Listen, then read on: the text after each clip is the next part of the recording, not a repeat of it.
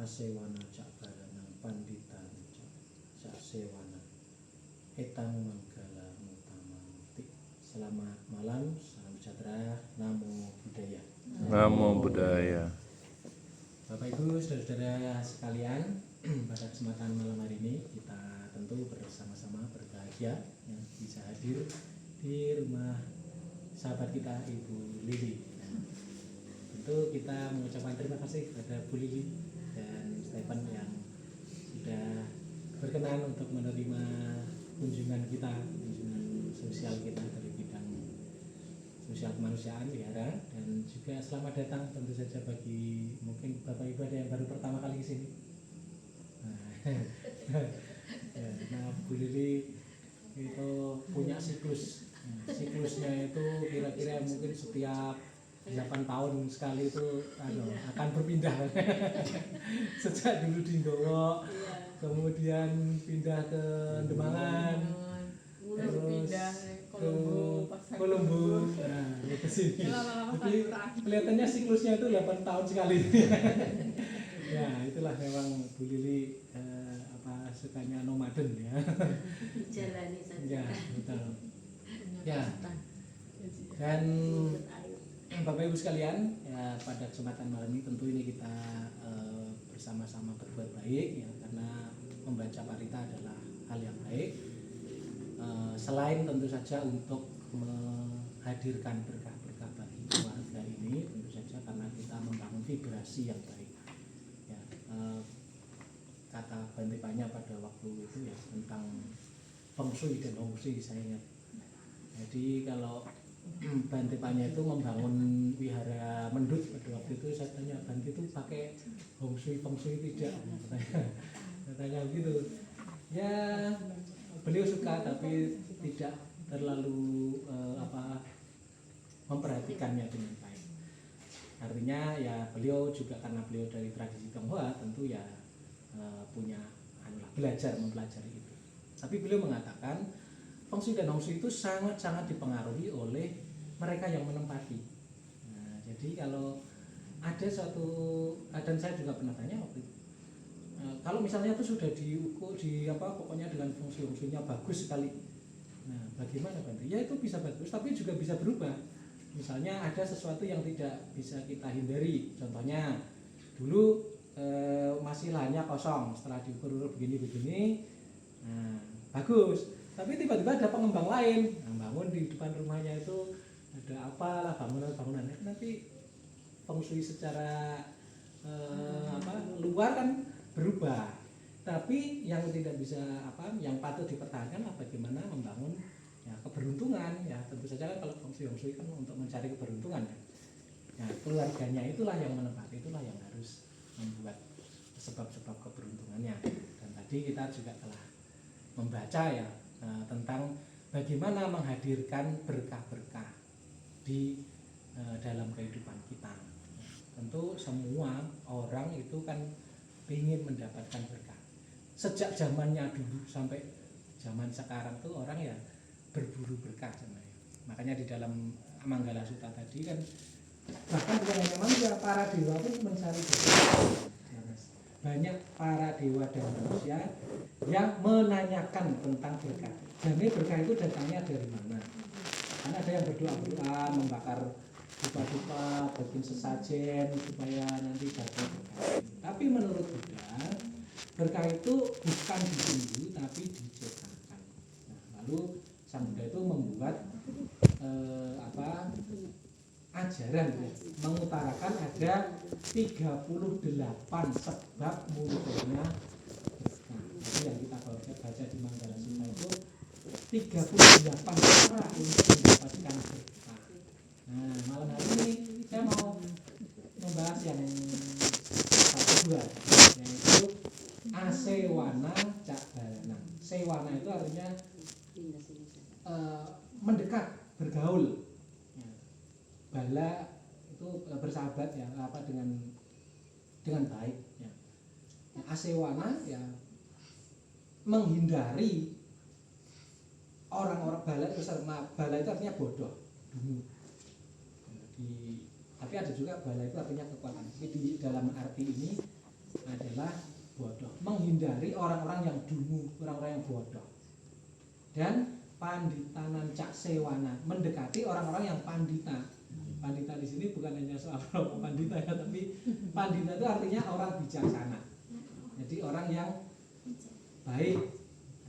Jadi sebenarnya kalau yang disebut pandita itu memang harusnya orang yang bijaksana, orang yang baik. Tapi kalau kita ya Romo Pandita itu ya belum bijaksana ya, paling-paling baru bijak sini dulu gitu. Baru bijak sini terus bijak situ, nah baru bijaksana gitu. Tapi dari yang tadi kita bacakan yang satu saja tadi adalah ternyata pergaulan itu ya, di dalam Manggalasutta itu disebut yang pertama kali. Yang pertama kali tentang pergaulan adalah apa? Kalau orang mau mendapatkan berkah, jangan dekat-dekat atau jangan banyak bergaul dengan orang-orang yang buruk. Itu cara untuk mendapatkan berkah yang pertama itu dengan menghindari orang-orang yang tidak baik. Nah, itu yang pertama loh yang disebut. Nah, kenapa? Ya kalau orang bergaul dengan orang-orang yang baik, ya itu bisa ngikut rezekinya ya bisa katut-katut juga ya, kemudian perilakunya, kesehatannya dan sebagainya itu bisa loh, karena pergaulan jadi tidak baik ya. Kalau misalnya dapat teman yang tidak baik, temannya suka misalnya bergadang, ngajak-ngajak, nanti jadi dulunya nggak pernah bergadang, dapat teman suka bergadang, jadinya kan mempengaruhi kesehatan, yang mempengaruhi rezeki, yang mempengaruhi apa saja ya. Itu makanya dikatakan yang tadi asewana cakpalan, menghindari orang-orang yang berperilaku buruk ya. Bukan memusuhi tapi menghindari. Kalau memusuhi kan jadi apa, kita membangun dosa mula cita atau pikiran-pikiran penuh kebencian. Tapi di sini sebisa mungkin tuh menghindari. Karena kalau kita belum cukup mental ya, dengan bersahabat dengan orang-orang yang berperilaku buruk itu cenderung keseret. Lebih enak mana orang berbuat baik sama berbuat buruk? Berbuat baik. ya tergantung juga ya. Tapi sebenarnya kita tuh orang itu kalau nggak diajari perbuatan baik itu lebih cepat berbuat buruk, itu nggak usah diajari bisa loh. Bisa. Tapi kalau berbuat baik nggak diajari susah ya. Ya itu. Tapi orang itu kalau dibiarkan aja, dia lebih sukanya, kecenderungannya berbuat jahat. Makanya kan dikatakan kita perlu menghindari supaya nggak keseret. Kalau di Jawa itu ada kata-kata apa Pak Supri, menghindari kebugupak apa Pak Supri? Ojo cedak-cedak kebugupak gitu ya. Jangan dekat-dekat dengan kerbau yang kotor. Atau juga kalau yang satunya apa sih? Ojo yang segawan-segawan apa sih? Ada tuh itu. Ojo sanding kiri gudigen gitu. Jangan dekat-dekat dengan anjing yang kena ikut ya itu, yang kena penyakit gitu.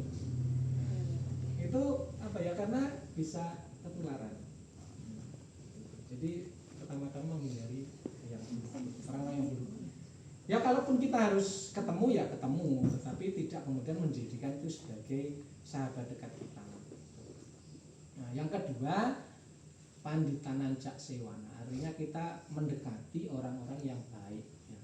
Dikatakan di dalam kitab itu ya, waktu itu kan Bante Ananda bilang, Bante, kalau ini ngomong dengan Sang Buddha, Bante, kalau kita itu punya sahabat-sahabat yang baik, 50% perjalanan spiritual untuk mencapai hal yang tinggi itu sudah tercapai.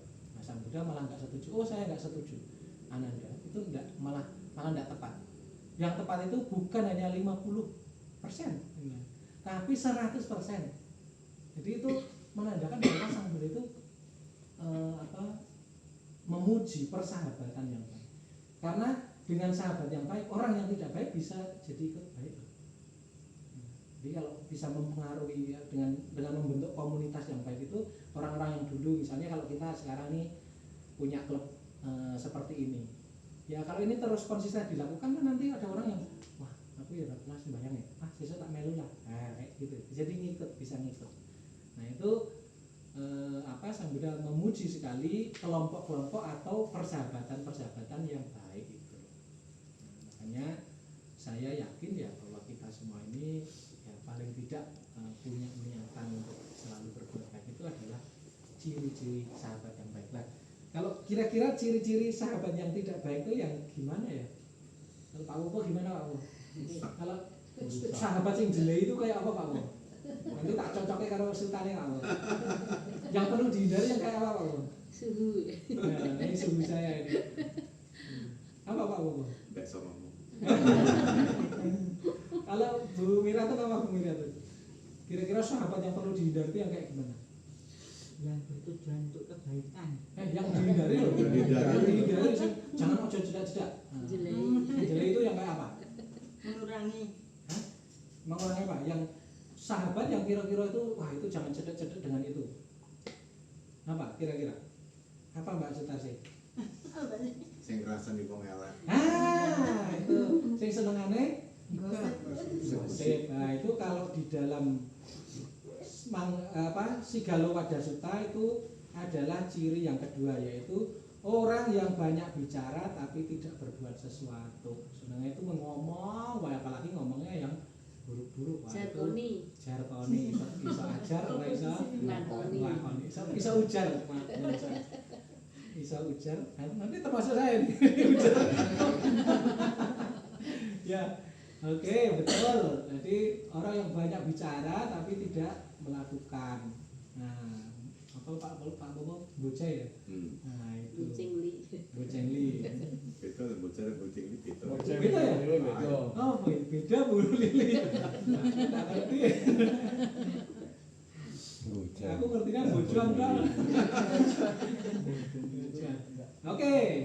Nah, kalau bukannya apa Bu? Kira-kira orang yang perlu dihindari ini yang kayak apa nih? Bocah itu kalau rembukan itu Ngajak bolos tepat sekali.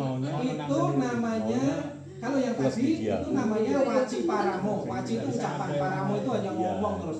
Yang disebutkan Bu Penny itu namanya apaya sahayu, yaitu orang yang ngajaknya itu boros, baik. Pokoknya ini hanya ngajak senang-senang, pokoknya boros gitulah. Mau ibu jadi berdua latihan gitu. Wah, itu betul, itu harus dihindari, hati-hati. Dan nomor pun. Nah, apalagi ada 4 loh ini. Nah, Pak Bima, kira-kira Pak Bima. Tebak aja. Apa kira-kira Pak Wali apa ya Pak Wali? Egois. Orang yang gimana ya yang perlu kita hindari? Egois. Egois. Menangnya dewe lah, itu namanya anadaturo, orang yang tamak, artinya itu pokoknya mementingkan kepentingannya sendiri gitu loh. Jadi kita berteman yang jane iki mengharap oleh keuntungannya sendiri gitu loh. Nah itu bocengli itu. Nah, yang bocengli itu. Nah, ini ciri nomor 1 ini harus dihindari ini. Oke, berarti sudah 3. Tinggal yang terakhir, kira-kira apa ya? Apa ya? Bu Titin apa ya? Menjerumuskan. Nah, menjerumuskan.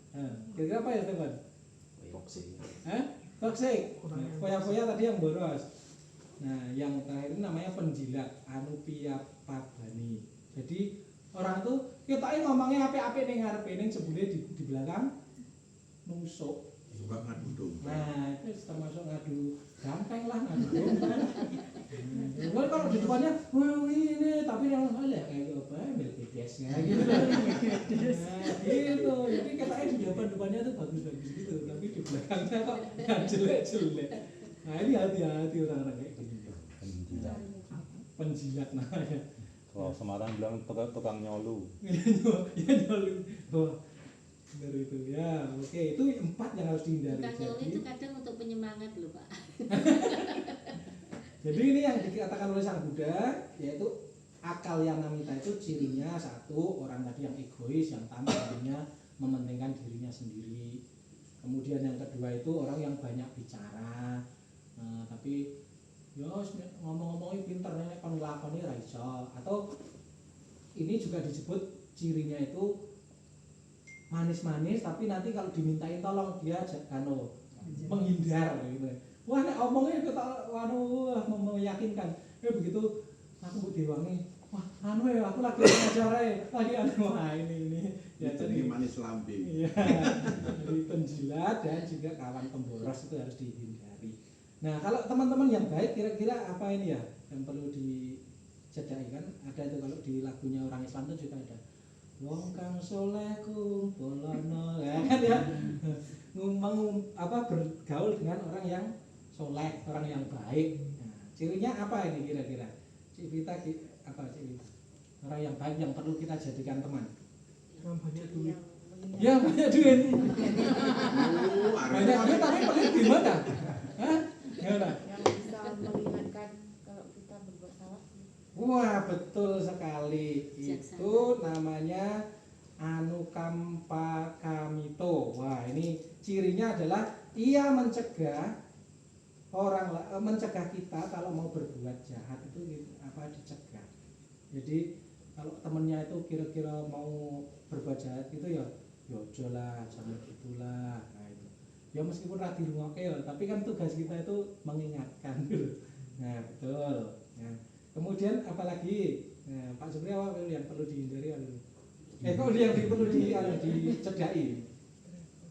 Teman yang setia dan suka dan duka. Wah, tepat sekali. Itu di sini juga disebutkan yaitu samana suka dukumito. Sahabat pada waktu senang dan pada waktu susah. Jadi aja mung pas seneng etok, wah nek ada makan-makan ya senang ya.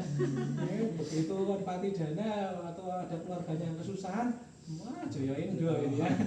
Joyoin itu artinya menghindar gitu loh. Aku diropoti ya gitu jangan ya.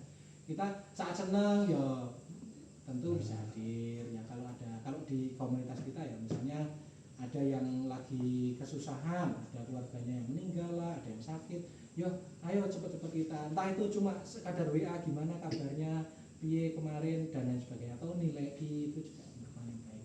Tapi kalau pada saat senang juga wah ya bisa kita kasih selamat, misalnya ada yang nikahan, ada yang apa ya, nah kita memberi ucapan selamat dan itu bisa yang biasa kita lakukan. Oke, betul sekali. Nah, terus ada dua lagi. Apa kira-kira buku itu ya? Sahabat yang perlu kita jadikan sahabat benar ini. Orang yang perlu dijadikan sahabat. Yang bijaksana betul sekali. Namanya Atakaya Mito, yaitu sahabat yang memberi nasihat-nasihat yang baik. Nah, itu jadi itu perlu dijadikan teman. Kemudian ada lagi apa kira-kira Pak Sutarsi? Kembali ke Pak Sutarsi lagi. Apa kira-kira sahabatnya ini masih gampang. Yang suka nolong tanpa pamrih. Jadi kalau ada orang kok pernah nolong kita dan tidak ada embel-embel itu, wah itu ciri orang yang baik yang harus dijadikan teman, harus diingatinya. Sebagai ini sudah penutupnya. Lukislah dikatakan di dalam itu apa peribahasanya. Lukislah keburukan orang lain itu di atas pasir pantai. Dan ukirlah kebaikan orang itu di atas batu karang.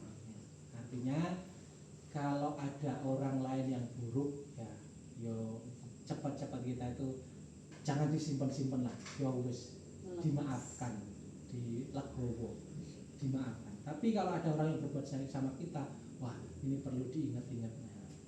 Kayak saya akan selalu ingat pada teman-teman di sini ya, terutama ya Bu Lili itu, wah sahabat saya yang luar biasa. Ada waktu misalnya dulu ibu saya meninggal, wah siapa kalau tidak Bu Lili? Wah dan kawan-kawan, sahabat-sahabat Karangjati kan jadi yang pertama yang menenangkan. Dulu saya belum kerja kan yang selalu ngajak makan kamar bola, siapa lagi kalau tidak Pak Bobo ya. Dulu saya nggak tahu yang namanya kamar bola itu. Hah? B2 apa kamar bola? Kamar bola tuh kita masih ingat apa? B2 barang itu. Ayo. Bangun Jali. Najis ya. Ayo. Aku dulu nggak tahu yang namanya kamar bola itu apa. Nek Pak Bobo ya enggak tahu saya, termasuk B2. Bendara jasanya Pak Popo kan saya enggak, jadi saya akan selalu tahu ada Pak Polim, Ko Ian, Romo Santos dan semua teman di sini tuh teman-teman yang baik semua. Sing main foto kuwi ngrungokne lho. Oh iya termasuk Pak Darno. Iya, ya bener. Dulu, meskipun dulu ya kalau Pak Harno ya kadang ya ada juga, dulu pernah Pak Harno itu ke rumah saya itu marah-marah dengan saya. Ya tapi itu sebagai beliau saya anggap sebagai kakak saya, sebagai keluarga, dan sangat berterima kasih beliau banyak memberi nasihat, banyak memberi. Itu menurut saya itu sesuatu yang sangat luar biasa. Ya mari kita kalau ada sahabat kita ya yang kesusahan ya segera kita piye caranya untuk bisa bantu, dan kalau ada hal-hal yang perlu dibantu, perlu diselamati juga kita ucapkan selamat. Nah, itu cara untuk membangun namanya kalyanamita. Dengan begitu kita tidak pernah merasa sendirian apalagi yang di Jogja ini kan umat Buddha nggak banyak. Kalau kita nggak sama-sama saling mengingatkan, saling ini menguatkan, ya kita lemah sekali. Termasuk kita itu dulu, ini pesannya Ombing, sejak dulu kan ada pesannya itu mau apa? Mau sembahyangan di tempatnya Bu Feni itu loh. Belum kelakon sampai sekarang, betul nggak Bu? Kapan berencana? Bener loh, dulu saya ingat kata-kata Ombing loh, ayo diagendakan ke tempatnya Bu Feni. Sudah kelakon atau belum Bu Feni? Belum. Kelihatannya belum kan ya? Sampai Ombing belum pernah loh. Aku saya udah, waduh kita itu punya sahabat di Bantul Bu Feni. Ya mungkin kita kapan-kapan perlu ke tempatnya Bu Feni. Kapan Bu Feni? Nah itu, nah nanti kan bisa datang. Mau dijawabnya saja. Ya itu, monggo nanti kita agendakan. Nanti nginepnya di Queen of Shop ya. Padahal jauh banget sana Jauh lagi. Oh iya jauh. Ya itu. Makanya dibanding. Ini tahu ini penjahitnya di sana. Ah iya. Nah, tapi kan kita belum pernah kunjung ke sana ya. Ya, ayo kita berkunjung yuk. Nah, itu Minggu depan. Nah, itu ciri yang bagus. Mei. Itu cara untuk menguatkan kita sebagai sahabat atau kalyanamita ya. Dengan begitu kita namanya membangun support system, membangun sistem yang saling menyemangati, yang saling ini. Nanti pada saat kita lemah semuanya kan tidak akan semuanya ini sehat-sehat terus ya. Nanti ada kalanya kita itu yang membutuhkan orang lain. Nanti kalau masa mati mau ngubur sendiri kan ya tidak mungkin ya Pak. Kecuali kalau kita sudah punya ilmu yang luar biasa, yaitu kita bisa moksa Pak Koko. Nggak bisa. Jadi begitu set orangnya langsung hilang gitu loh. Wah, sudah benar-benar. Itu film. Nah kan gitu ya, tetap kita butuh. Kalau kita sakit, kita mungkin sudah meninggalkan alam ini, ya kan kita tetap butuh teman-teman yang lain juga. Nah, kalau enggak begitu kan ya kita hanya merasa sendirian. Nah, itulah yang perlu kita lakukan bersama untuk menghadirkan berkah kebahagiaan kepada kita. Menghindari teman-teman yang kurang baik, ya, bukan membenci tapi berusaha untuk menghindari dan tidak dekat-dekat dengan itu, dan carilah komunitas yang membangun, komunitas yang baik. Semoga Bu Lili dan seluruh keluarga senantiasa sehat, damai, bahagia, banyak rezeki, dan diberkahi dengan kebahagiaan. Juga semoga para sahabat-sahabat yang datang ke tempat ini memberikan berkah, memperoleh berkah juga. Semoga semuanya senantiasa sehat, rezeki, panjang umur, dan segala hal yang baik semoga senantiasa datang kepada kita. Sampai jumpa kita, semoga semua makhluk hidup berbahagia. Sadu, sadu.